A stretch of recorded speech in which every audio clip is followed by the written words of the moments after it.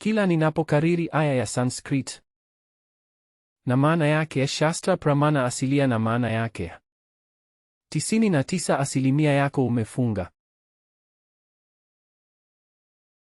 Chini.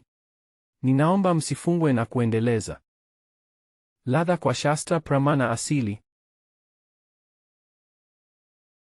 na ufahamu. Shastra Pramana ya asili. Nami nawaambia,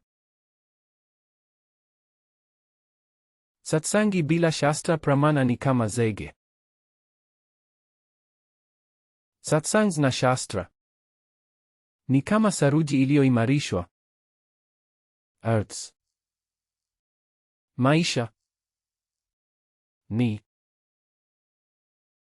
mara milioni zaidi. Mimi huwa nasema, ikiwa Osho ametumia aya za asili za Sanskrit, bila shaka ametoa maoni karibu 100 katika maandiko. Upanishads, Bhagavad Gita, Avadhuta Gita, Yoga Sutras, Vijnana Vigatantra, na karibu maandiko 100 ya Kihindu ambayo ameyafafanua. Lakini daima ametumia tu tafsiri ya Kiingereza na kutoa maoni juu yake. Kwa kweli,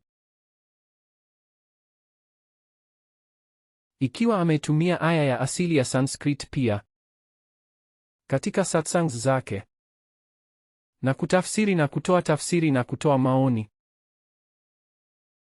maisha ya ujumbe na misheni yake yangekuwa ya zamani zaidi ya milioni 1. Wa nguvu, wakubwa, watu. Na inajulikana kuhukumu.